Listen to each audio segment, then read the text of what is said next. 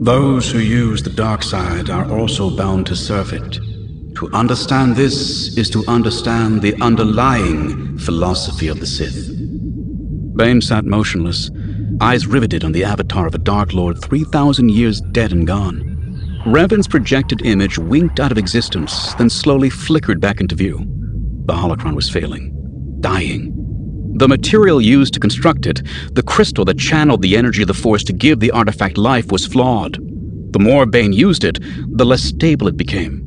Yet he couldn't set it aside, even for a single day. He had become obsessed with tapping all the knowledge trapped within, and he spent hours on end drinking in Revan's words with the same single-minded determination he had used when mining cortosis back on Apatros. The dark side offers power for power's sake. You must crave it, covet it.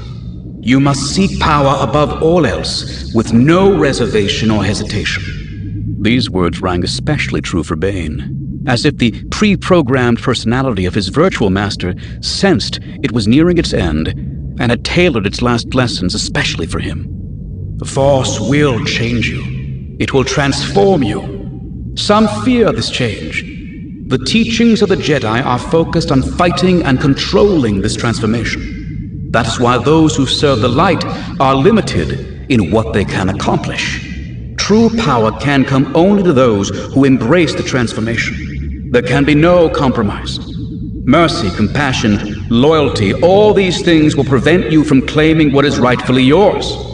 Those who follow the dark side must cast aside these conceits.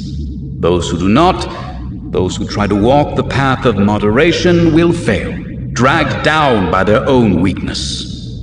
The words almost perfectly described Bane as he'd been during his time at the Academy. Despite this, he felt no shame or regret. That Bane no longer existed. Just as he had cast aside the miner from Apatros when he had taken a Sith name, so had he cast aside the stumbling, uncertain apprentice when he had claimed the Darth title for himself. When he'd rejected Cordus and the Brotherhood, he had begun the transformation Revan spoke of, and with the holocron's help, he was at last on the verge of completing it. Those who accept the power of the dark side must also accept the challenge of holding on to it. By its very nature, the dark side invites rivalry and strife. This is the greatest strength of the Sith. It culls the weak from our order. Yet this rivalry can also be our greatest weakness. The strong must be careful lest they be overwhelmed by the ambitions of those beneath them working in concert. Any master who instructs more than one apprentice in the ways of the dark side is a fool. In time, the apprentices will unite their strength and overthrow the master. It's inevitable, axiomatic. That is why each master must only have one student.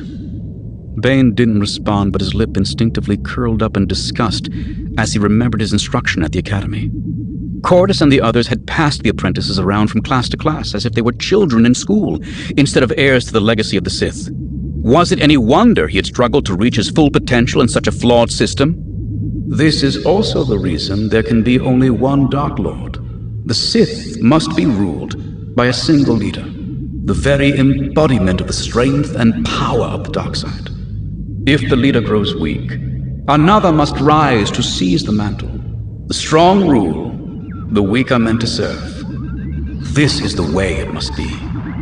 One of the very interesting things in the final episode of Mortis that I know fans would have found very interesting was that George was looking for two ancient Sith Lords that could, bring some meaning that would be kind of like an uber evil influence guiding the Son.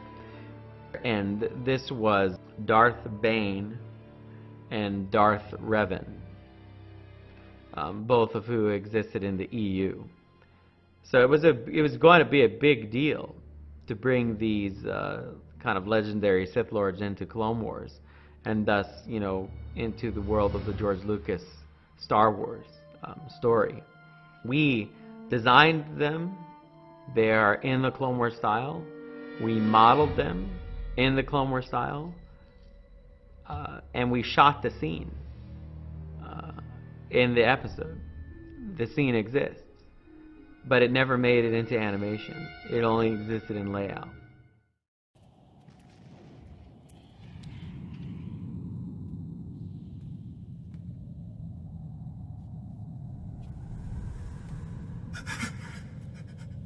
I have done as you've asked.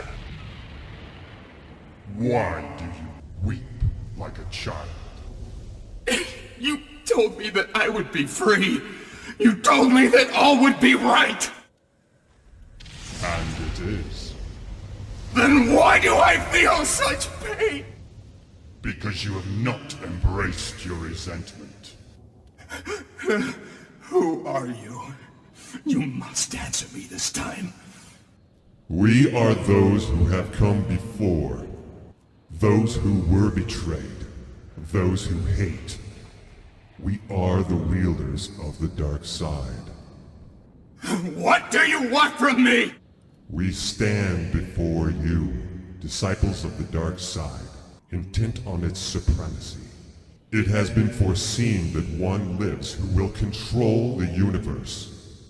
Where? It is unknown, but know this. The Chosen One is the key.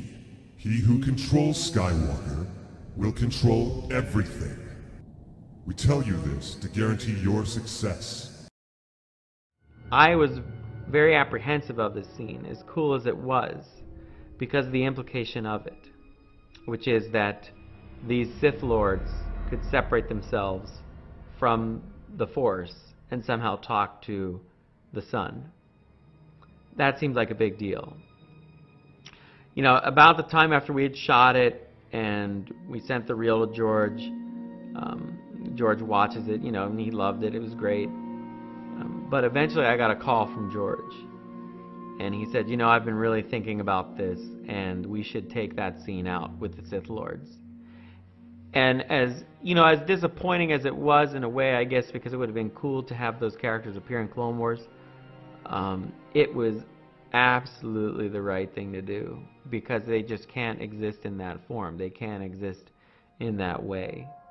But I think for fans it would be neat to know that at least that idea was considered, that we went very far with it, and that in the end, after discussions, it was really George that said, no, this, you know, I thought this would be good, but I wanted to do this, but it doesn't jive with my bigger explanation of the Force. And it gives you an insight to the detail to which he gets into these issues with the Force and these concepts of the bigger spiritual aspect of Star Wars.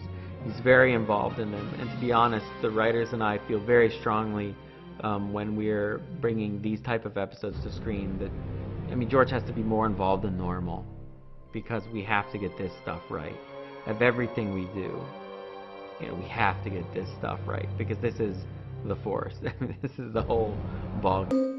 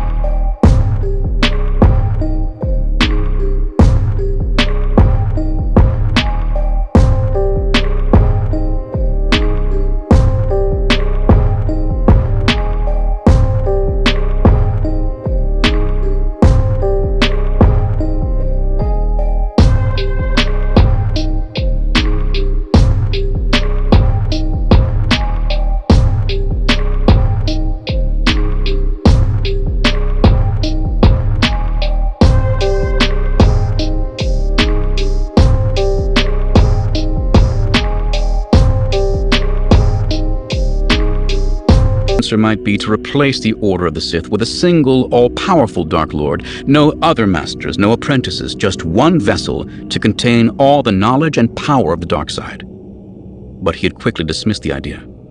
Eventually, even a Dark Lord would wither and die. All the knowledge of the Sith would be lost. If the leader grows weak, another must rise to seize the mantle. One alone would never work. But if the Sith numbered exactly 2, minions and servants could be drawn into the service of the dark side by the temptation of power. They could be given small tastes of what it offered, as an owner might share morsels from the table with his faithful curs. In the end, however, there could be only one true Sith Master. And to serve this Master, there could be only one true apprentice. 2 there should be, no more, no less. One to embody the power, the other to crave it. the rule of two. This was the knowledge that would lead the dark side into a new age, a revelation that would bring an end to the infighting that had defined the Order for 1,000 generations. The Sith would be reborn. The new ways would be swept away, and Bane would be the one to do it. But first he would have to destroy the Brotherhood. Khan, Cordis, all who'd studied with him on Korriban, all the masters on Ruusan, had to be purged until he alone remained. Darth Bane, Lord of the Sith. The title was his by right. There was no other strong enough in the dark side to challenge him. The only question that remained was who was worthy of being his apprentice, and how he would eliminate the others. Hey, where's my dukes? It's in the cabinet.